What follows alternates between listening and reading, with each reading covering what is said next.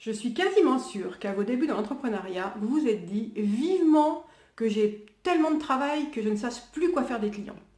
Sauf que quand vous arrivez à ce stade-là, eh bien c'est beaucoup moins amusant que ce que vous imaginiez au départ. Pourquoi? Parce que quand on arrive à avoir tellement de clients qu'on n'arrive plus à suivre, eh bien ça va avec une grande fatigue, un état de stress permanent. On est débordé, on n'a plus de temps pour soi, pour sa famille, on n'a plus de temps pour développer de nouveaux produits ou de nouveaux services, ce qui est quand même extrêmement important pour une activité, pour développer l'activité. On n'a plus de temps pour faire du démarchage commercial, gros problème.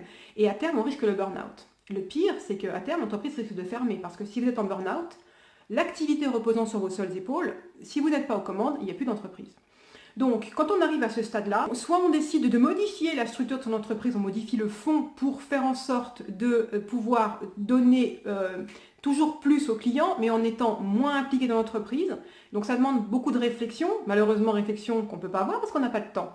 Ou alors, l'autre solution, eh bien, c'est l'embauche, donc embaucher une nouvelle personne.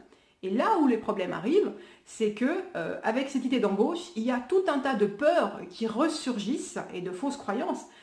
Et ça, c'est dans 100% des cas. J'ai pas une cliente avec qui on a passé le cap de l'embauche qui m'a pas sorti une flopée de oui mais si j'avais plus pas les moyens de payer ce salarié, oui mais si tout à coup j'avais plus de clients, oui mais si cette personne venait à me piquer mon idée et à partir avec tous mes clients. L'embauche, l'avantage, eh bien c'est que vous allez pouvoir vous extraire de l'entreprise parce que la personne que vous allez embaucher, ce qu'elle va faire, c'est prendre une partie de votre travail aujourd'hui. Et ça va vous redonner de la liberté. Liberté, donc de pouvoir à nouveau respirer un peu plus. Liberté de pouvoir recommencer à mettre en route votre machine à créativité et à développer de nouveaux services ou de nouveaux produits. Et puis, liberté de pouvoir recommencer à prospecter et à donc démarcher toujours plus de clientèle. Et automatiquement, en faisant tout ça, le chiffre d'affaires va continuer à progresser. Aujourd'hui, si vous en êtes là, c'est vraiment un moment très particulier et il faut vraiment que vous ayez le courage de prendre ce risque. Parce qu'effectivement, c'est un risque d'embaucher, parce qu'on ne sait pas de quoi demain sera fait. Mais comme je vous l'ai expliqué, en mettant en œuvre les choses de la manière correctement, il n'y a pas de raison que l'entreprise tout à coup s'arrête de fonctionner et que vous n'ayez plus de clients. Et évidemment, quand on embauche, avant d'embaucher, on regarde où on en est au niveau financier, on fait des projections et on voit ce qu'on va pouvoir donner comme salaire aux salariés, ce qui va rester pour vous, et puis comment va être la progression. Et à partir de ce moment-là, on sait si oui ou non on peut embaucher, mais dans la plupart des cas, évidemment, l'embauche est possible. Et embaucher, ça ne veut pas dire d'embaucher peut-être tout de suite à 100% quelqu'un.